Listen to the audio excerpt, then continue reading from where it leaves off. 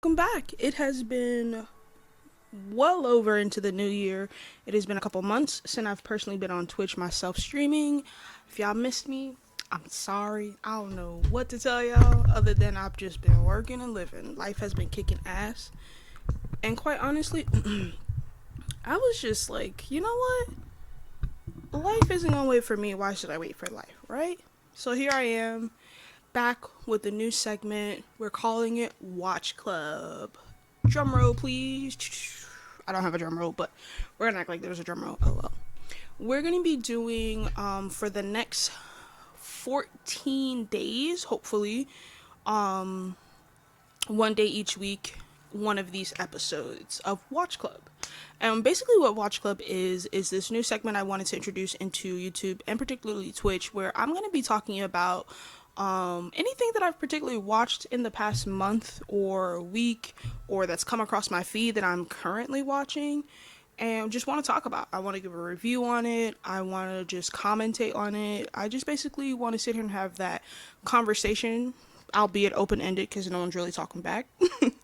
But yeah, have that conversation about what I'm watching and why I find it interesting. And one of the first things I really wanted to start it off with was Empresses in the Palace, also known as The Legend of Zhen Huan, the 2011 version. And the reason why we're starting off with this one is because, also, if you hadn't known, I'm a big K-pop, K-drama, C-drama, C-pop fan.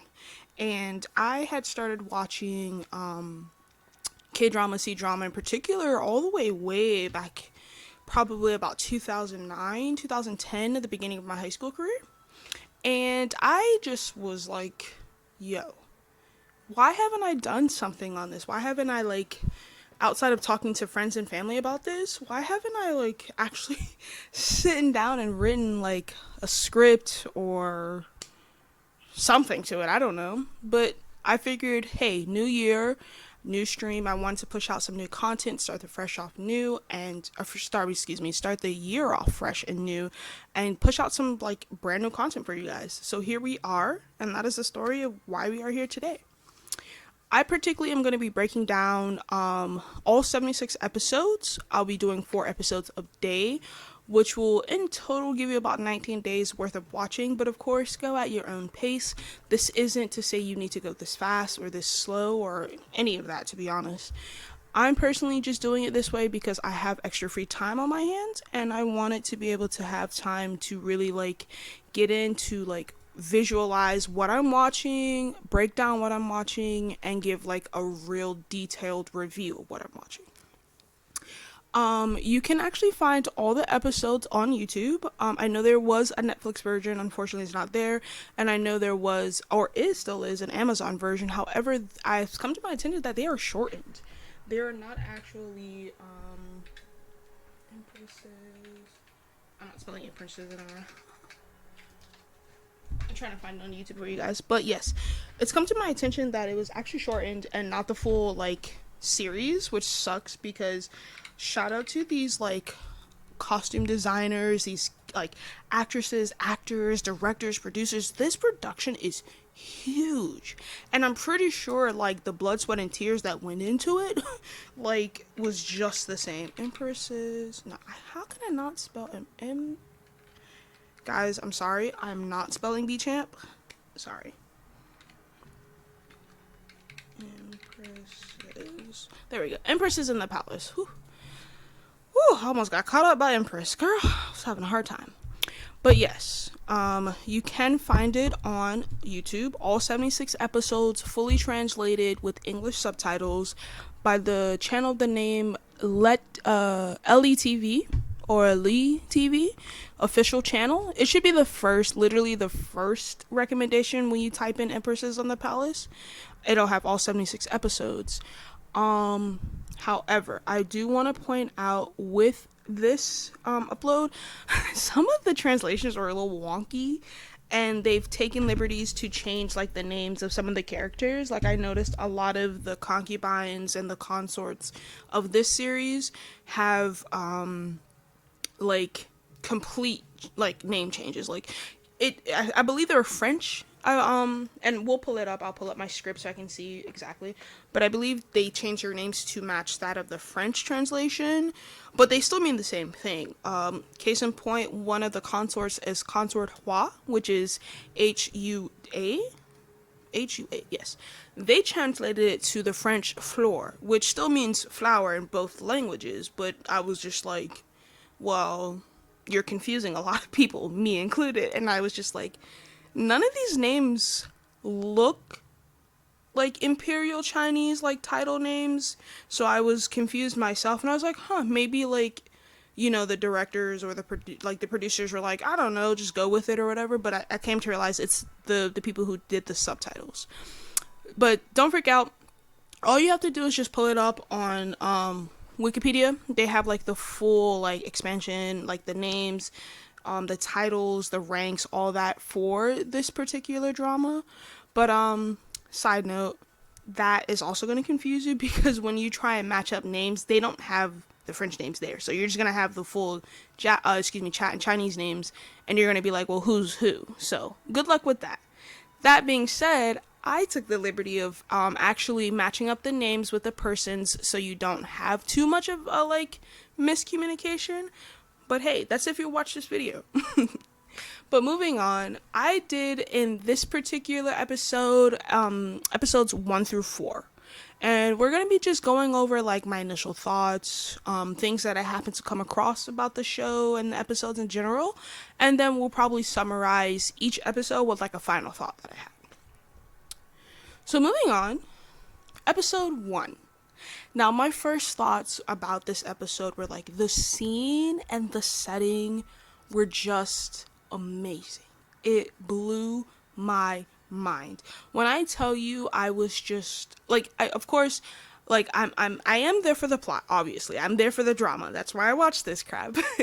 But also like the fantasy, the costume, all of that in general with these dramas really get me. And I love period dramas in general because a lot of them do justice. Some of them don't. Don't get me wrong. Some of them are quite atrocious. But for the majority that I've seen, and majority of the ones that people who watch C-drama that recommend, they're really great. And even though certain plot points and other things you can argue are not necessarily historically accurate, the costumes in this show in particular are amazing. Like the hair pieces, whew, I could go on forever. But we're gonna move on. Anyways, at this point, like the brother-sister duo that is like these two, no. Major force of good or major force of like bad. And something tells me these two are going to be bad. Obviously this would not be a drama if you didn't have the drama in it, and these two, like this brother sister duo, looked like the drama. Honestly, like the reason why I even say that too is because like when you think about it, like the way they portray these like duos is like they typically like pressure the emperor into doing like what he doesn't want to do, like because like the brother is like the lord, this feudal lord of this area, and like the sister is like part of his harem. They both come in, whether it's like family wise or court wise, to like attack him on for their own agendas, and that like ends up turning him into like a puppet. And I'm just like, no. No. Are we gonna do this? Probably. Do I want them to? No. But after that, I noticed that like the Empress and like Consort Fleur, which is actually Consort Hua, what I was telling you about earlier, they don't like each other. They hate each other, actually. You could tell that they quite literally go like tit for tat with each other. But the Empress, like we know Consort Hua is like the bitch. Like we know she's gonna be like the main antagonist of the season. But the Empress looks something slick. Like she has something going on right now. And like I can tell that like she got to this position not just on her like family name alone. Like she got something going on.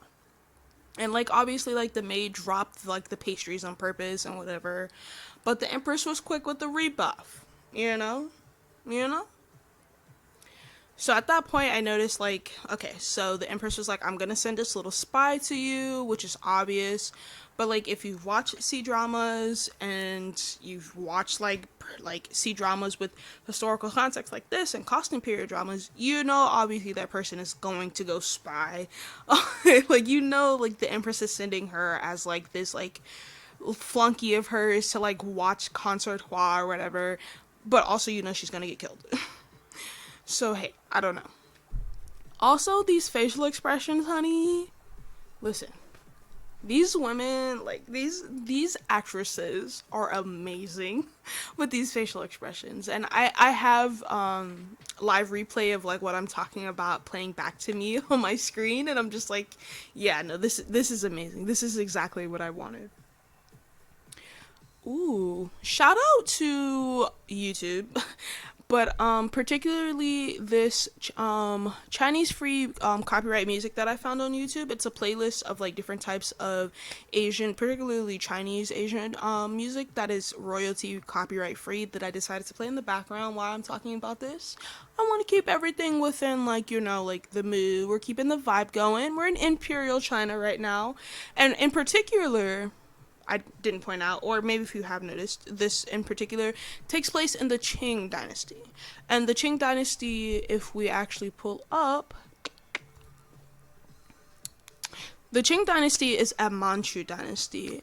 They continued the economic developments of the late Ming dynasty, which came before them, and they led to prosperity, but this also led to complacency.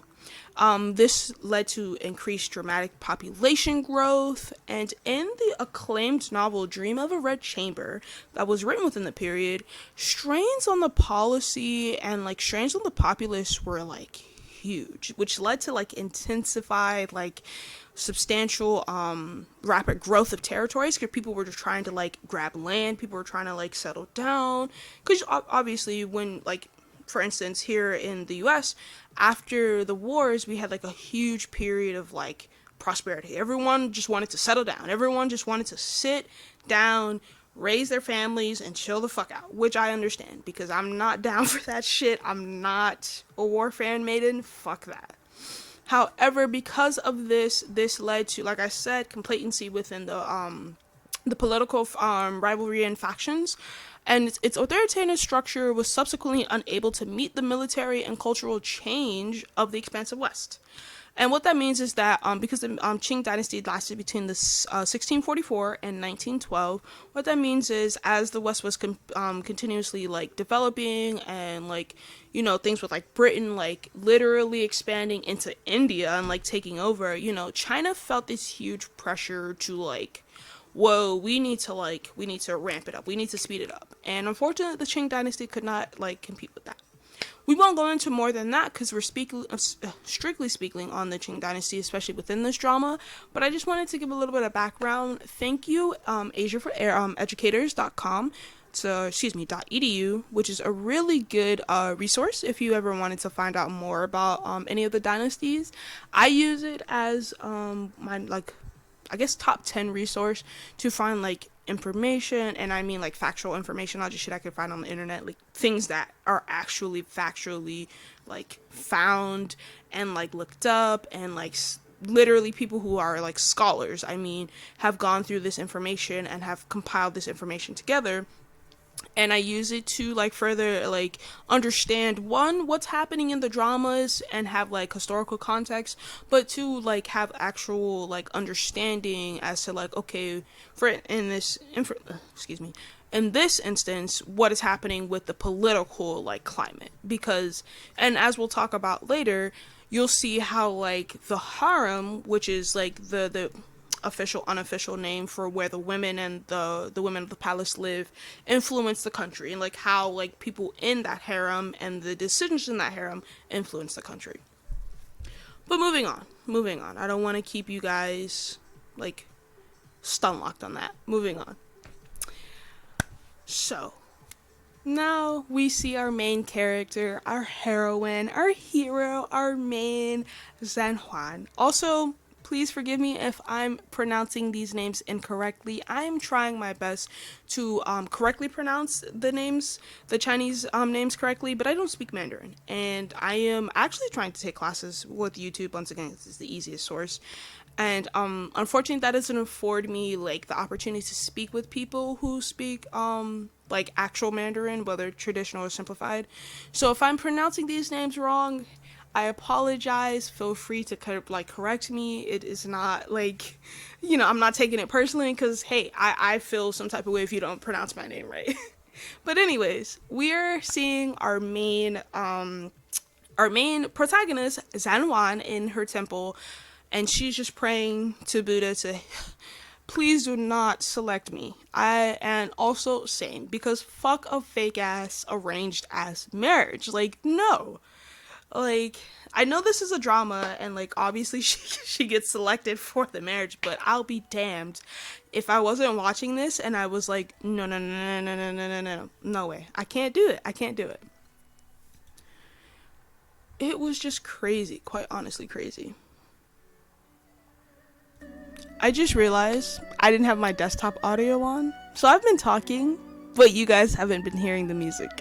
And even though I said I had music playing, no one's been hearing the music. Sorry about that. But moving on, you can hear the music now. It's playing lovingly in your ear, and no one has to cry. Once again, if you guys didn't know, this is going to be the Chinese music free copyright playlist on YouTube. It is going to be like a series of modern and imperial Chinese music that is royalty free, copyright free, that you can use for your own like devices. I'm just personally using it as free like royalty background music because it goes along with the vibe, and why not, Let's make sure that loops so we have no more issues. But moving on. But yes, like I said, our main is just like, fuck this marriage, please Buddha if you can, please God if you can, don't have me like married right now. And I agree, but like obviously we know this is a literal drama that has 76 episodes with her as the main titular character. That's not gonna happen, like, no. But I did root for her for like 2 seconds there. Alright. So next we see Mr. Wen like enter in, and like he's an imperial doctor, very sweet, very nice, but also guy, like I feel like you came to like offer her a way out and she was like, no, I'm good, but you kept pushing. Like, stop. Let's stop that. Like let's not do that. You feel me? Let's not continue after I said no like 4 times. Thanks. Moving on. Oh, okay. We see Zhen Huan's like best friend, childhood friend. Shout out to the childhood friends. I believe her name is Meshwang. We're just gonna call her Noble Lady Shen because that is her official title when she does get into the harem. Spoiler alert. Sorry, I guess we wouldn't know that right now, but you would know that because she's ding ding ding. But yeah, Noble Lady Shen. She is just like, hey, I'm educated and I'm smart and I could do this. And her mom's just like, yeah, no, let's dumb that down a little bit. And me, like, I'm a woman of modern times. I don't live in like 16 whatever China, but like, come on, like, mom, what if, what if he likes me for these talents that I have? What if that puts me a step above? Hello, mom, like, let's not shoot down all the things I like to do just yet, like reading, for instance. But I get it. I guess being literate back then for women wasn't necessarily a requirement. It was quite literally seen as a secondary or even tertiary things to, like, be a part of, especially for poor women. But come on, like, if he's just selecting women for, like, just giving birth, like, 1 or 2 talents wouldn't seem bad, right? Like, maybe I could, like, try a little bit harder, mom. I don't know. That was just me. But after that, we see the emperor and the empress have, like, a little meal, and, like, Buddy just doesn't give a fuck. He was just like, throw the napkin, I'm out. Like, just fuck it. Like, I don't care. And I was just like, oh. See, this is why I would not be able to like deal with this type of like lifestyle. I how do you just walk into my home, you know, our home apparently, because we're married, right? Like, I'm the empress, so at that point, like, I'm his main principal wife. Like, I'm the one above all other, like the one the one rule to rule them all, you feel me? Like, the one ring to rule them all. Like, I don't understand, and you just treat me like dirt. I was a little hurt at that scene, as you can see, and I was just like, why would you do this? Why did you think this was acceptable? But anyway, so I was just like, moving on. And then actually the episode made up for it in the next scene by quite literally giving me what I want.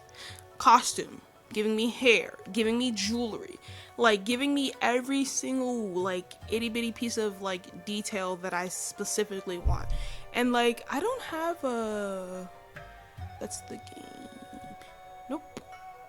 Do I not have the I had a really good article in my reading articles.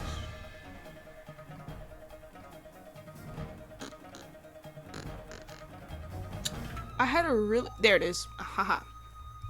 Ancient Chinese Fashion, A Timeline of Women in China, which was published June 18th, 2013 on Ninchansi? I'm not sure if I'm pronouncing that right, but ninchansi.com, which is it's a blog.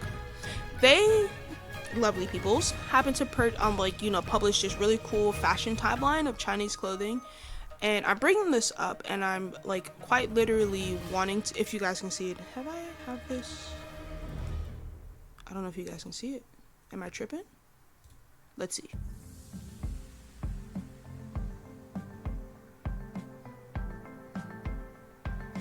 There you go. Okay. No. Aww. Okay, but this music slaps though. Okay. Hold on, y'all. I want y'all to see this right quick. Let me turn my background off. Hey, there we go. I was like, can y'all see this? Okay.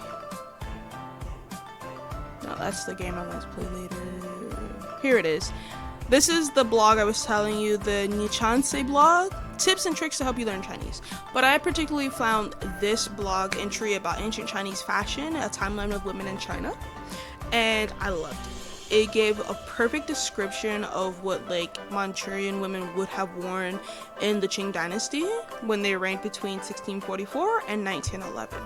And I really, really have a huge heart-on, I mean a huge heart-on for like cultural fashion. And when I say cultural fashion, I mean fashion that has to do with like cultures beyond my own. And I, being an African American woman, like I have huge culture. Like I very much am connected to like the West Indies and then parts of Africa myself. But when it comes to things that don't necessarily involve my own culture, for instance, Chinese culture, me looking at like this drama and seeing the hair, the jewelry, the hairpins, all the different types of clothing, whether it's a long flowing dress or the two-piece that they wear, I'm in love. The colors, everything, like the I can't even describe it. It literally blows my mind.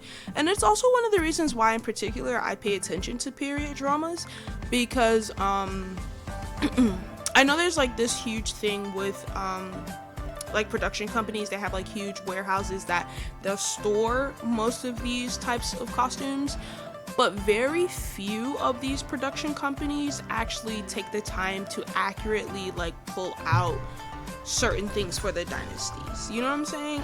If you don't know what I mean, then definitely get into more KRC dramas if you can. But for me in particular, I've noticed when things coming into like Story of Yangtze Palace or Ruyi's Warrior Love, like those types of dramas are like a dime a dozen. They do not like put their all into it like they do with those types of dramas, with most dramas.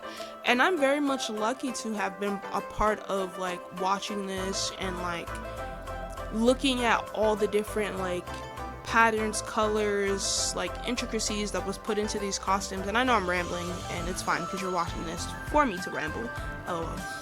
But watching them do all of that, because I watched the behind the scenes of this as well, like I really have a new appreciation for this. Like it goes beyond just like the writing and the plot lines and like the characters and even the actors and actresses, because we love them always because they portray like favorite tropes that we love. But like for the costumes and for like the set pieces and for the hair, like I have a new appreciation for that because of Chinese drama.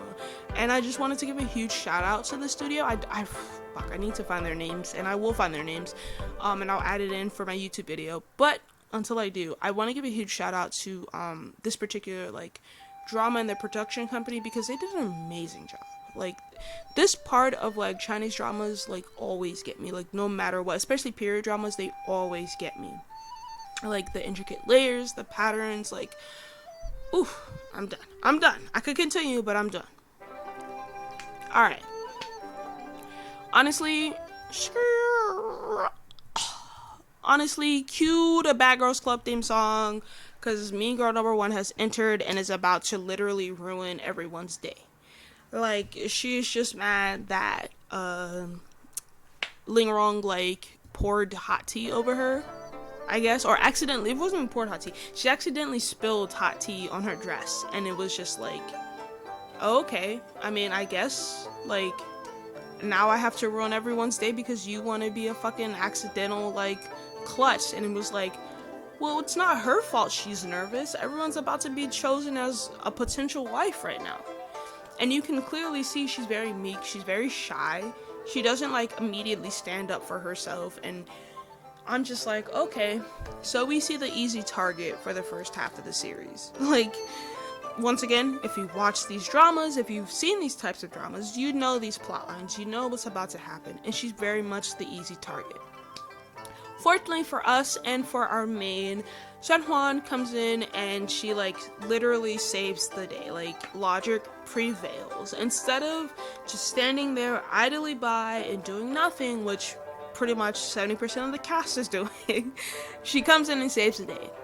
And 1 point for her. She gets it. She gets the point, the brownie point, because why not?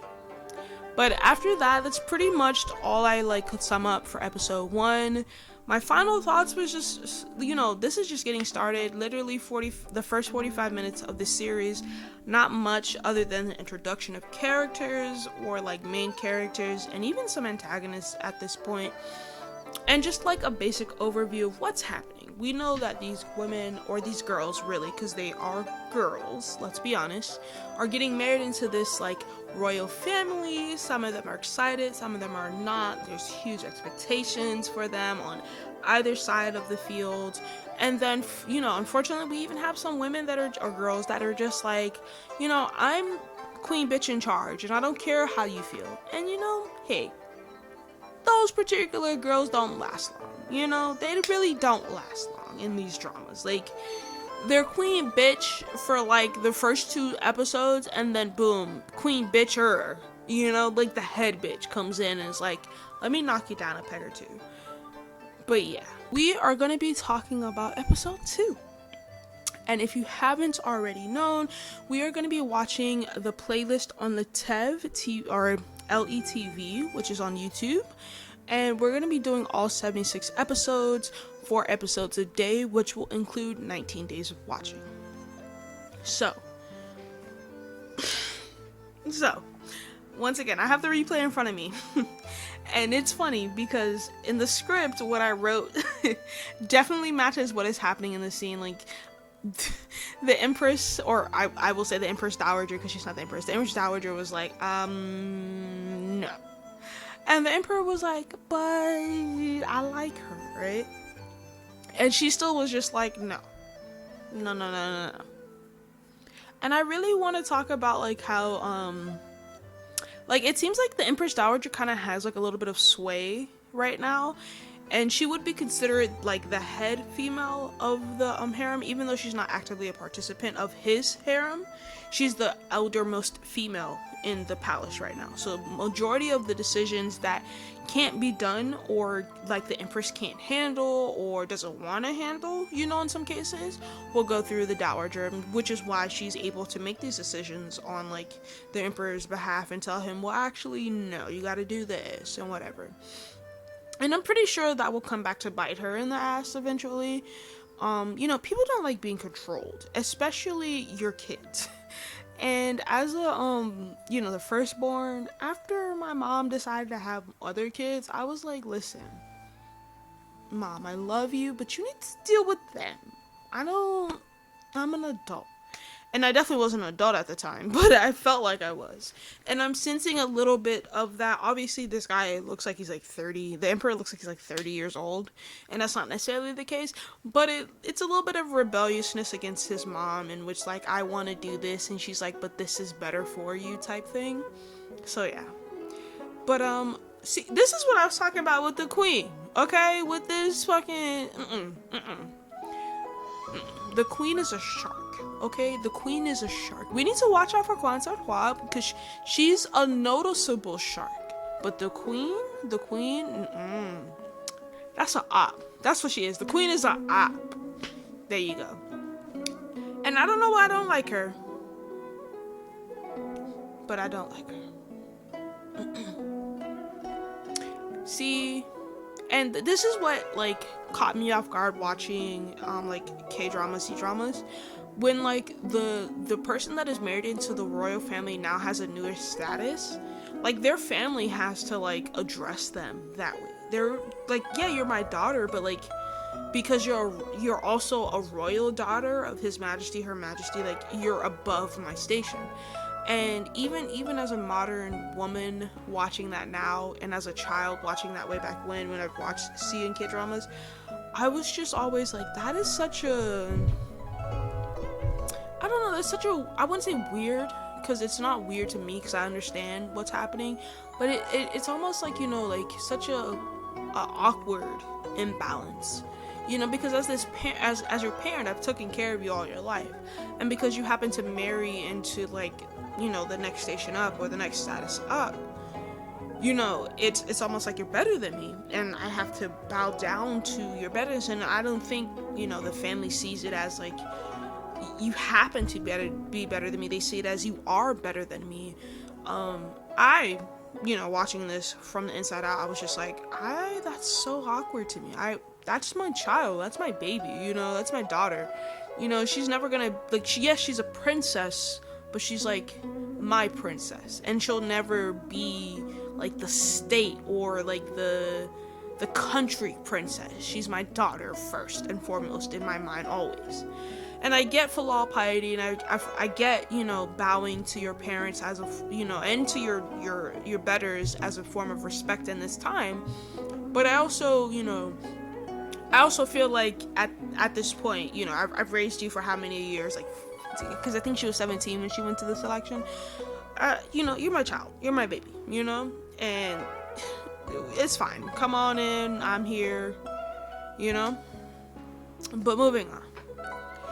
It's like true royal fashion. S1.E1 is waiting on hand and foot. Like, her meals are meticulously prepared, you know. She looks like the epitome of like the princess, or like the queen, because she's not really a child, but like the queen of some kingdom. But yet she looks super unhappy. She is not, like, even before like the maid like pulls her hair, like she's sitting there in this pouty face, you know what I'm saying?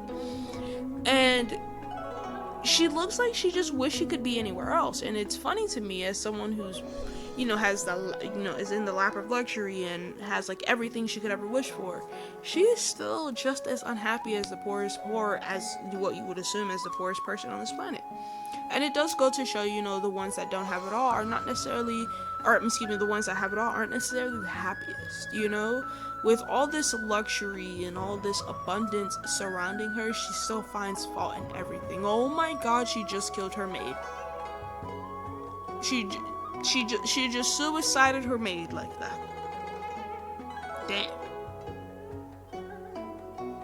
I mean, I knew she was head bitch, but Jesus Christ, like, some leniency. But hey, it would not be a drama without this type of crap. Would I not be wrong? So now we are getting an official introduction into the women of the harem. Now we have the first official 7 women of the harem, or the women who are already there. They're not part of the selection. They have been selected. They're either serving motherly roles, wiving roles, in the sense that some have children, some don't have children, but some still like serve him in bed and things like that. And it's a total of 7 women. I've all noted them down. Feel free to, write this down for yourself if you want to keep track. I particularly keep track of this because there's so many changes in status with the concubines, the consorts, and different naming, and it had me going crazy the first time ever I watched C-drama. K-drama was a little bit easier because I started watching things like Boys Over Flowers and had nothing to do with like imperial history or anything like that. But once I got into like K-drama and like real like historical K-drama, the Jewel in the Palace, or the Crown and the Jewel, I believe it's called, that one, or even Dongye, that one, I had to sit down and write down some names because I was lost. But luckily for you, because I love you and I care about you so fucking much, I've taken the liberty of writing down all of the actual like names, all the listings, and we'll update them as the series continues on, and I'll let you know who's not in part of the harem, who is part of the harem, who's been added, who's been removed, what happened, why did it happen, all that good stuff. But right now the emperor has a total of 7 women in the harem. We know them to be 1, the empress. The empress's name, before I even get into this, because I actually wanted to touch on this. This was actually very interesting to me. There is something called the Dishu system. The Dishu system is I had the definition actually. Why am I even trying to say it off the top of my head? There we go. The Dishu, or Dishu system, was an important legal and moral system involving marriage and inheritance in ancient China.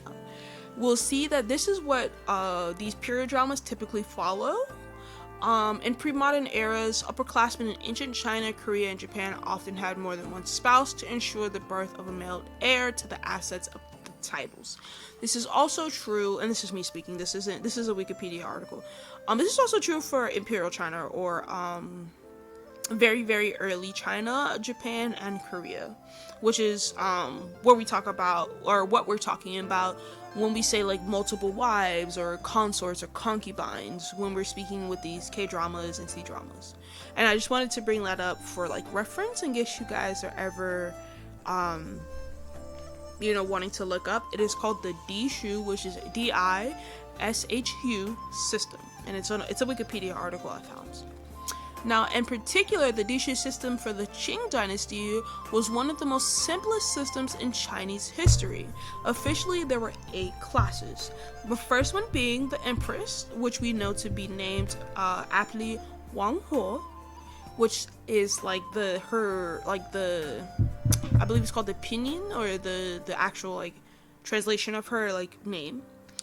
The Imperial Noble Consort, which is Han Guifei, or Imperial Noble Consort, like I said.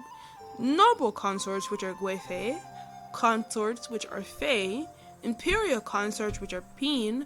Noble Consorts, which are Guifei, which literally translates into precious person. First class female attendant, which is Saja, which is literally often present lady. And then second class female attendant, which is Dai Ying, literally serving lady. And then the 9th class being, which typically used to call ladies working in the palace, and was not like an official concubine ranking, because I guess they didn't necessarily sleep with the emperor. They were just like, if you had dowry maids, or if you had like, or not even maids, if you were part of a dowry for a princess and you came along and you weren't necessarily given a ranking or a title, you might be considered a lady in waiting. But There were limits placed upon how many consorts could hold a rank of certain classes, especially in the Qing dynasty. So those of imperial concubine or pin and above could only have certain like numbers or certain limits placed on them. An emperor can only have one empress, one noble or one imperial noble consort, two noble consorts, four consorts, and six imperial concubines at a time. Consorts that attain the rank of imperial concubine and above would be honored with a residence in the main selection of the palace in the Forbidden City. So what that means is, and I'll re-summarize all that, is there's official 8 classes of like wifedom, I guess, for a woman when they were married into the Qing dynasty at this point. And there were certain limits placed on each class of wifedom for that woman. So if you had an empress, you could only have one empress. If you had an imperial noble consort, you could only have one of an imperial noble consort. If you have 2 noble consorts, then it was literally 2, and that was it. Excuse me. Also, they were saying consorts that were ranked imperial concubine or above, meaning if you were imperial concubine, consort, noble consort, imperial noble consort, and the empress, you literally had like the main house to the palace. Because when you think of the palace, like think of the palace as like multiple houses in the Forbidden City. It's not just like one main house or anything like that. And for instance, like the empress was like the owner of her main palace, whereas she had like 3 or 4 in between, like her garden and like her patio, whatnot. And like another or a lower ranked concubine, like a noble lady or even a first class female attendant, could live there. However, if you were ranked above like imperial concubine, you could live in the main house. You wouldn't live in the side houses or anything like that. Also, because you had a higher rank, like imperial concubine, you typically were addressed more formally. You had things like yang yang, which is known as your highness, or you had certain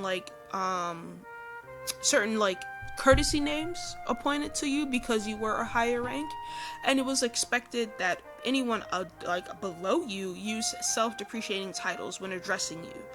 And so if you had a below ranked concubine, she would address herself as a lower ranked, or not a lower ranked, she would address herself as a depreciated concubine in comparison to her better. So if a noble lady was speaking to a noble consort, she would refer to herself as like I, the lower noble lady, or whatever self-depreciating title was at the they used at the time, address you, the higher rank consort or noble consort above me, if that makes sense. If I'm not making any sense, I apologize. All this information, once again, can be found on Wikipedia. This one in particular is called Imperial Chinese Harem System, and I'm on the Qing Dynasty. So if I'm confusing you, or if I'm adding too many like words or concepts that you're not familiar with, and you would like a slower like breakdown of it, that is where you could find it. Of course, once I upload all of this to YouTube, all these links will be added into the description and all that good stuff. But until then, you're just gonna hear me talk. Moving on. So we're going back to like the emperor's current 7 women in his harem. As I explained, he is using the Dishu Qing harem system. So what that means is that it's a system of moral like importance that allows the children to inherit things in a certain way. And in this way, it is only 8 classes in which the emperor can use. And there are certain classes that have limits placed on them. So we have currently 1 empress. We currently have 3 consorts. Consort Hua, which once again, if you're going along with the YouTube version that I'm also watching, these names have different names. So Consort Hua would be Consort Flor, which is flower. You also have the second consort, Consort Chi, or Consort Astuce, which, forgive me if I'm pronouncing the French name incorrectly, but it means trick.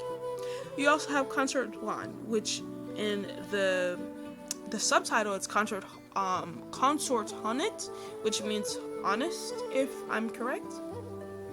But those are the three consorts: Consort Hua, Consort Qi, Consort Zhuan. Now, I wanted to do a independent second class right here, because we have Consort Hua fulfilling kind of a noble consort role here almost, because she has influence, she has power and privilege given to her by both her family status and name, but also by the emperor himself.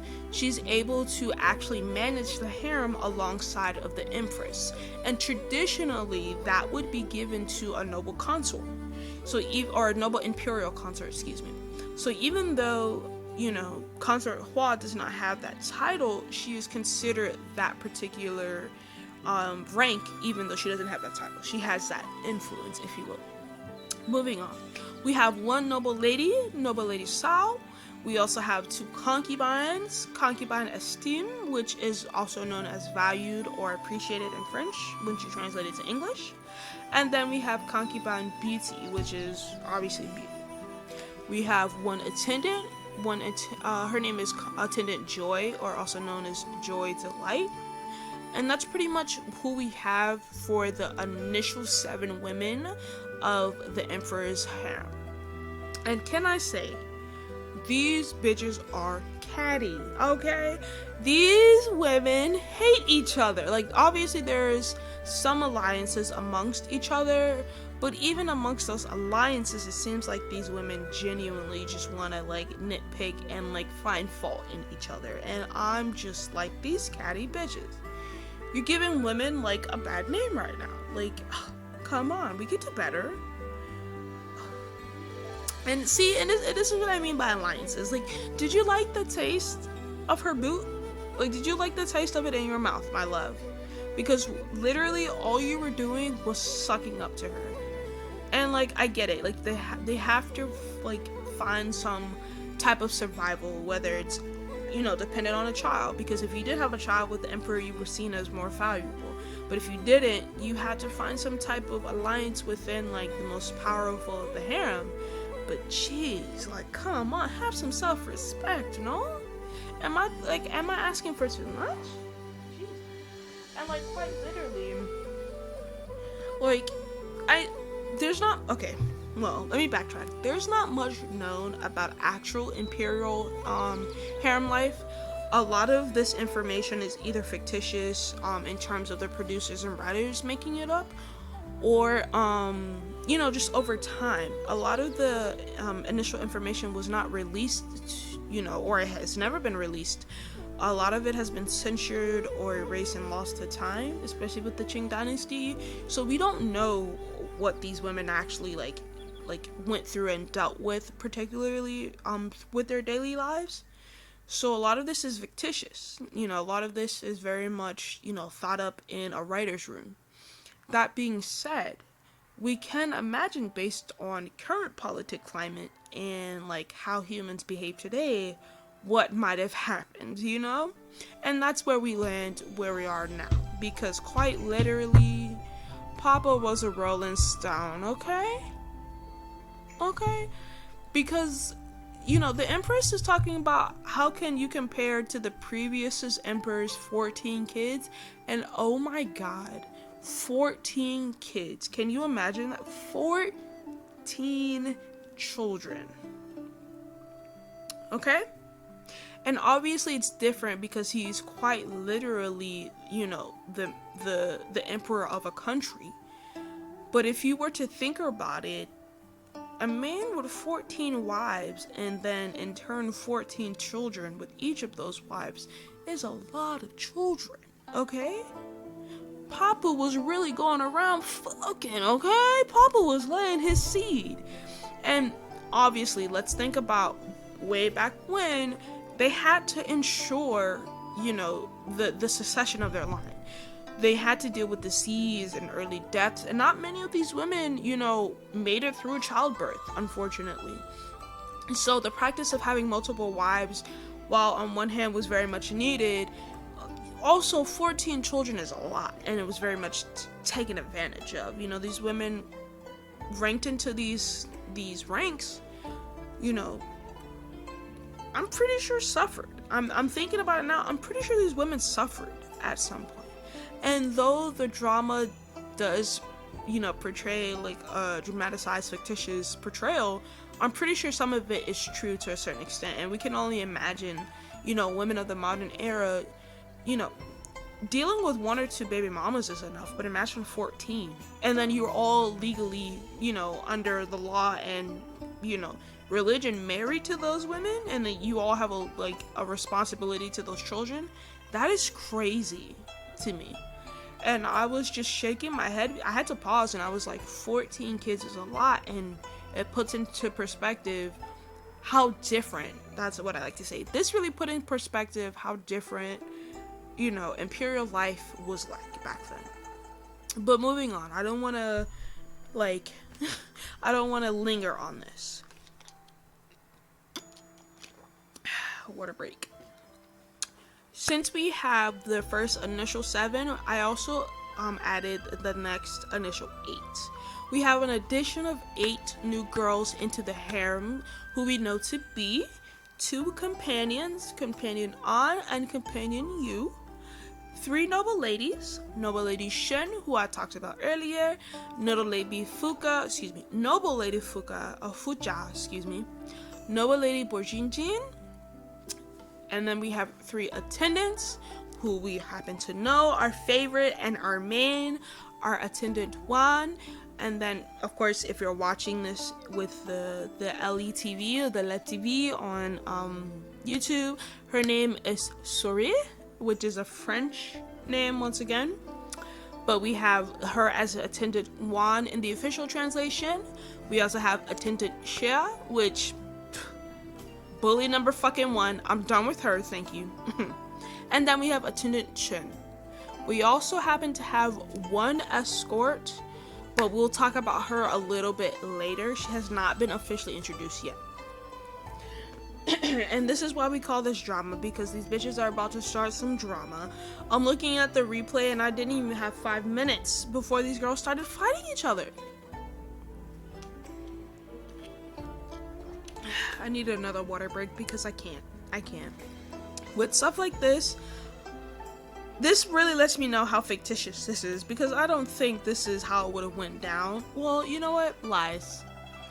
Because with the modern, and I'm using air quotations because you can't see it, the modern royal family with Meghan Markle and like all of them, they seem very catty and very much, like tit for tat on that end. So who's to say this isn't somewhat real? But this is how you know this is very much a fictitious portrayal of imperial life, because some of these women would never dare to do that. Some of these women couldn't dare to do that because of their family name, and knew that one step out of line meant the death of their entire clan, and that's how they kept. Excuse me. That's how they kept people in line. They would threaten you with the death of your family, Moving on, though. I'd like to point out how, Huaner, or Zhen Huan, if you don't know her full name, Huaner is like a nickname for her. She has a family that genuinely wants her to stay out of drama. They were just like, please just focus on surviving. They are stressing, the importance of surviving rather than stressing the importance of building a clique, or building her status to cement her place in the imperial family, or I guess in history overall. And with a lot of these dramas, we typically see the shitty families, or not even the shitty, I'll take that back. We typically see the families telling their daughters, hey, because you're entering this family or this royal harem or this higher above station, you need to act a certain way and you need to better the cause for us. And I could understand, that to a certain point. But for other dramas, it seems like, the families are putting undue pressure on these girls. They have no idea what they're getting themselves into. They don't know about how the harem is and how these women can really be. They don't know the first thing about being a mother or a wife or any of this, especially to an emperor who was revered as this enormous force of good and power. Imagine growing up without knowing what like without knowing how the world really works, and you're told this is what it is, and then once you get there you're told, hey, you need to act this way in order for us to survive. I can't imagine the undue pressure these girls had to face. And it goes to point, it goes to point out how really like loving and how really, what's the word, chat? What's the phrase? How much they care about her well-being. How much of her well-being they truly care about was shown in this portion. Her family cares about her more than status, more than money, more than anything else. And they're just like, hey, if you can stay out of the drama, if you can just survive, that's what we want. And I really appreciated that, whether it's writing or whether it's just genuinely, how Zhen Huan's family was portrayed throughout history. I really appreciate that, because I'm pretty sure, a lot of families weren't able to have that type of noble standing. They were like, hey, we need you to fight, and we need you to get as far as you can, because we don't have anything, But anyways, that was pretty much the end of episode 2. Like, my final thoughts were, like, this drama is setting up to be a whirlwind of emotions. We don't know who's friend, we don't know who's foe, and some people are just bystanders. Some people just, just look and just happen to look on, which I would argue is worse. And with this drama, I'm already setting myself up to be heartbroken. I'm ready for someone to come in and like smash my dreams with this drama. And I've learned my lesson, basically. But I want to give a big shout out once again to Chinese Music Free Copyright on YouTube. They are copyright Chinese Asian music playlist that if you're doing these types of videos, or if you want to set this type of mood, you don't have to worry about royalties, or you don't have to worry about being copyright struck, because it is a copyright free playlist. Let's move on. I've seen we've been stuck on this place for about 30 minutes now, and I kind of want to get something a little bit upbeat, a little bit more like bumping, if you will,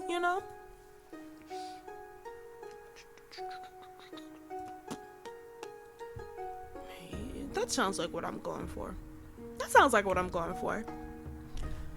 Alright, everybody.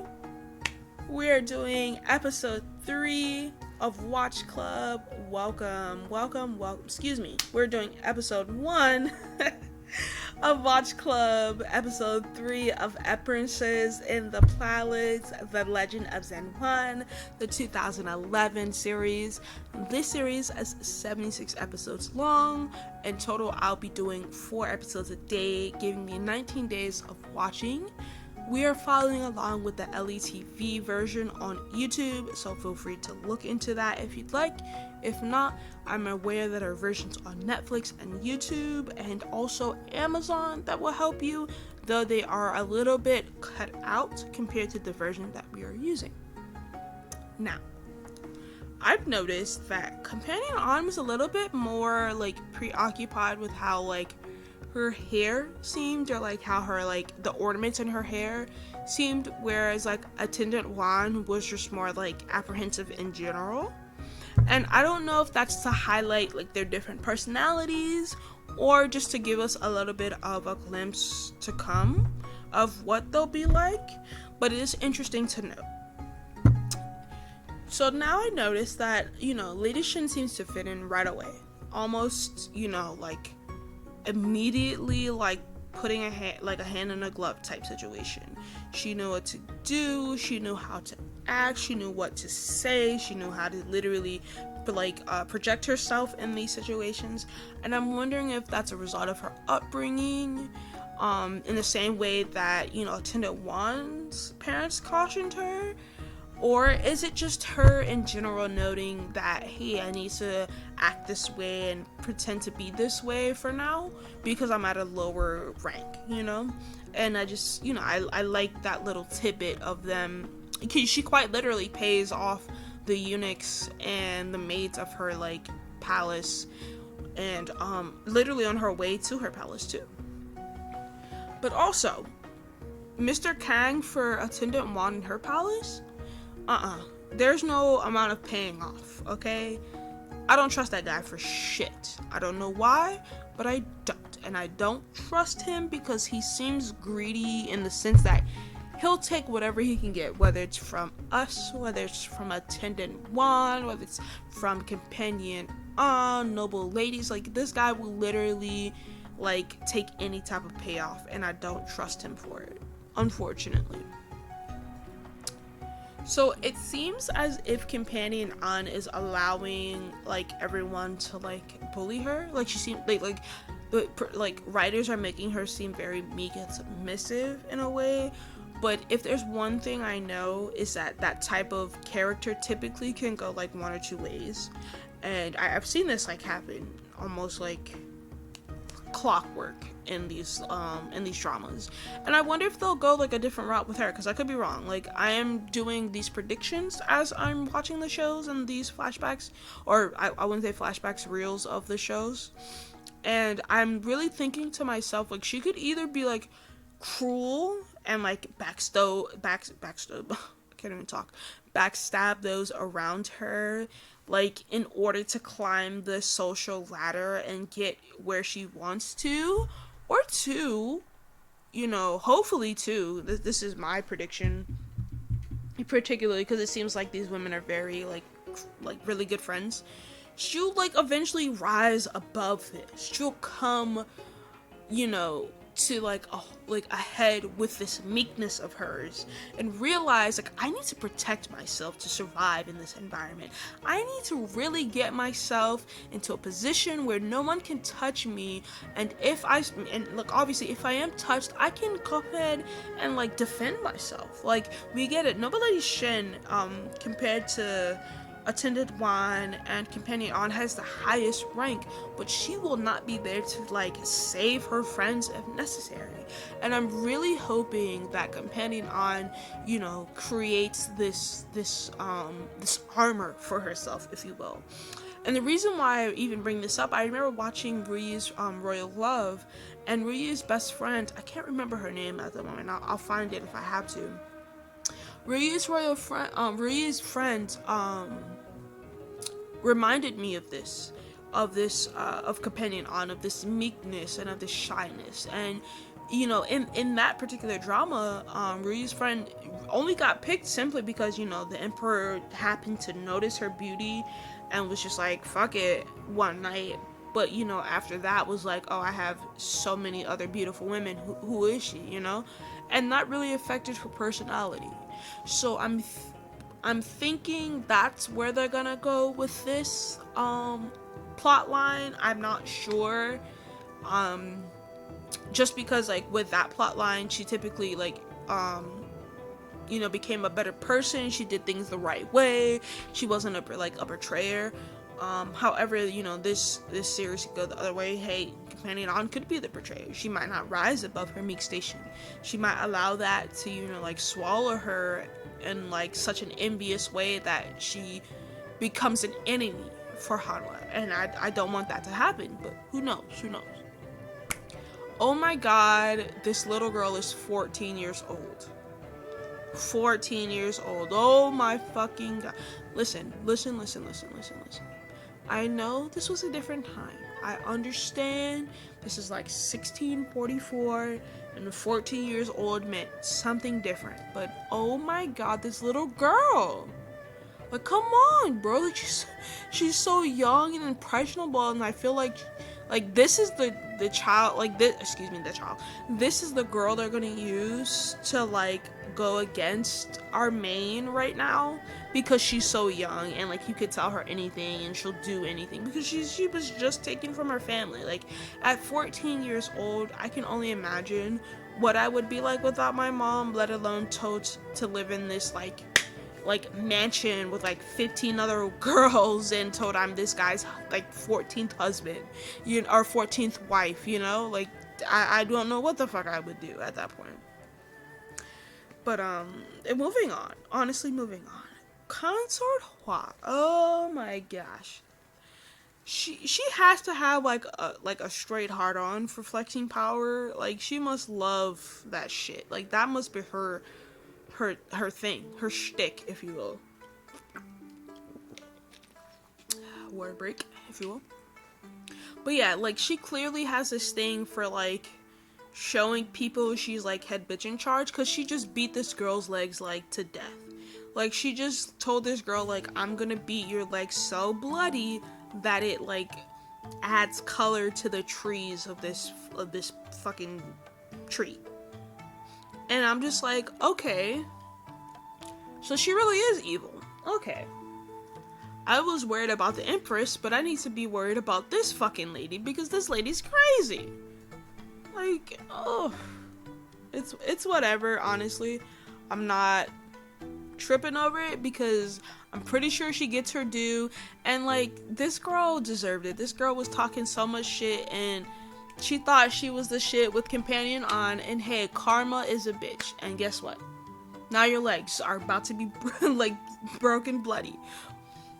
But also, I feel bad, because why did you have to do that? And, like, this is what I mean by, like, being a bystander also. Like, the queen is, like, alerted that this is what Consort Hua is doing, but it's quite literally like, you already know how she is, it's fine. And, like, yeah, this is what I argue why being a bystander is worse. You know, you're allowing her to flex her power, but you're aware that the way she's flexing it is wrong, you know? And I'm just like, you know, if you genuinely cared, or if you wanted to do something, I don't know, you would have maybe just not given her such a harsh of a punishment, but that's just me, you know? Also, like I said, I don't trust the queen, so maybe this is her gimmick. She gets the Uyghur girls out through Consort Hua in that way, so she looks more benevolent and more, like, kind. But in reality,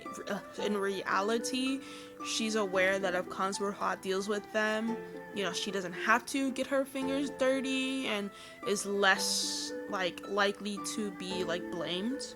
I don't know. This is, once again, my predictions. And I just want to let y'all know, we're going to get a lot of predictions, okay? This is going to be major spoilers alert, because, yeah, I'm just like, yo, I've seen too many of these plot lines to not have an idea what could happen, you know? So, hey, if this is your first C-drama, I'm sorry, but this is not the review for you, because you're going to get spoiled on how some of these, like, plot lines, like, typically, like, end. Oh shit. Yes, I was just reminded of how Fuzi died, and see, this is what I meant by, like, we knew she was sent to spy on her, but we also knew she was gonna get killed. We also knew she was probably not gonna make it. LMAO. But, sorry, girl. Moving on. We're at the final, like, ending of the episode 3. And pretty much my thoughts are, like, these girls have just got, like, a minuscule taste of what it's like living in the palace. And just like them, I'm shook. Just like them, I am not expecting, like, what's gonna happen, but I'm expecting what's gonna happen, and I don't know what to do. But anyways, we're moving on to episode 4. We're moving on to episode 4 of our season 1, Empress in the Palace, The Legend of Zhen Huan 2011 series. This series is 76 episodes long, which will initially take me about 4 episodes a day, so about 19 days in total to watch. Once again, you don't have to follow along in such a rapid pace, but these reviews will follow such a pace. If you'd like, I'm using the LETV or LETV YouTube playlist in which I will be doing these reviews. There's also there's also ones uploaded on different channels as well as different websites if you'd like to use those as well. So dealing with episode 4, our queen, our main attendant Huan, has once again proven why she is awesome. She immediately knew what was in that jar. She immediately knew what was going on with Noble Lady Parfum before her, and was just like, like, she deduced that this was not for her, and immediately was like, I'm out. Now, I predict that that's not gonna, like, go in her favor. I think her trying to back out from this like fight is probably gonna land her a little bit more in like the hot seat, just because like you can't run away from these types of fights. Like this is this is it, sweetie. There's nowhere else you can go. This is where you're gonna be living for like the next like 20 to 30 years, and like this is the type of like life you're gonna have to deal with, like women and unfortunately like eunuchs and servants plotting against you. Okay, the next scene though after this was hilarious, because why did they carry her in that like bedroll like that? Like I think I saw this happen in another drama, and this isn't like particularly accurate. This is playing on like those fictitious accounts of imperial life. I don't think I can't remember. I don't think they actually carried concubines in a bedroll like that. But hey, it makes for great TV, and it makes for like an even funnier story to be like, hey, yeah, I carried my wife in on a bedroll to service me. But hey, the next thing basically I want to talk about was how funny the Empress and Consort Chi can see through Attendant Juan for being like this quote unquote coward for trying to like oust herself immediately. And it also like begs to differ like whether or not any other consort is a coward for just instantly bowing down, because you see that consort, or excuse me, you see that Attendant Juan is scared. You see that she's just like afraid of dying, and at this point she's so new into the harem. Could you call her a coward for not wanting to participate in such an event? Whereas Consort Chi, who's way far ahead in in terms of power and prestige, because she also has a son, then Attendant Juan, can you call her a coward because she wants to bow down and in the power in face of other consorts? And I argue, Consort Chi is more of a coward than Attendant Juan. After all this, acclamation of power through your son and family name, you still bow down to those in power because you're afraid. And you're allowing yourself to then, not live the life you want, be whatever bossed around or told what to do or how to live, even though you're supposedly supposed to have this, this status, And at this point, Noble Lady Shin has become public enemy number one, because the Emperor is just like, this is my new fave, and everyone's just like, okay, well, this is my new enemy. And once again, talks about the Emperor being like complacent in this harem, and how like he allows those within his harem, and we'll see eventually those outside of his harem. So I'm sure with Consort Ha and her brother, they control his actions. They force him to make decisions that he doesn't want to at all. And I think that's where his complacency comes from. I think that's where he allows like the jealous murderous rages of Consort Ha to like flourish. And it's pretty much on brand for these types of emperors. Unfortunately, it's they have such how do you say this? Like because I'm also parallelizing it with today's world and how people in political power handle things like this, and it really is on brand for people in political power to just sit there and allow certain things to fly just so they could have like their hold on the system, or just so they can have like remaining little power that they have, and it's causing an imbalance in his harem. And personally, I'm not surprised that it hasn't caused like war between the women. Like, I'm sure these women like have like absolute disdain for Consort Ha, but I'm sure like they all each have disdain for each other, for those who have bowed down underneath her, and for those who have tried to like actively like fight against her. And oh my god, these fucking servants. Oh my god. Like, talk about the mistress falling from grace so everyone can fall with her, but Jesus, like, as bad as these like concubines are, their servants are just as bad and continue the rumors that bring downfall to these women. I'd like to point that out.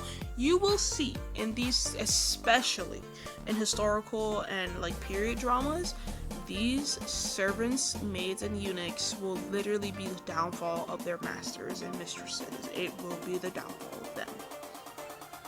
Also, ding ding ding, 1 point for Auto09, 1 point for me. So I told you don't trust Mr. Kang. I knew something was up with him. I knew he was going to be on some conniving crazy shit. And this is why I don't fucking... This is why my instincts are there for a reason. My instincts are there for a reason. But aside from that, y'all, we are at the end of episode 4. My final thoughts are, Jesus, I'm just ready for episode 5. I'm ready for episode 5. I can't wait to see what comes next. So far, so great with these 4 episodes. There are obviously predictive plot lines. I can't help but writing them in. But there's so much more. There's so much that we have yet to see. Hopefully our main, like bucks up real quick and is able to defend herself. Because I really think her bowing out of this fight will cause her to, like, unfortunately lose face, and in those times means lose status and power. And that's never a good thing. That makes her an easier target. And I want her to realize that her becoming an easier target is not what she wants. Not in comparison to, like, what happened to Fuzi, But once again, I want to give a big shout out and thanks to everyone watching today. If you are new to my channel, please like and subscribe. If you are new to my Twitch, please follow and subscribe. Give me a comment and chat if you can. This will be uploaded into YouTube later into the week, so look out for that. Aside from that, y'all, we are moving on to the next thing.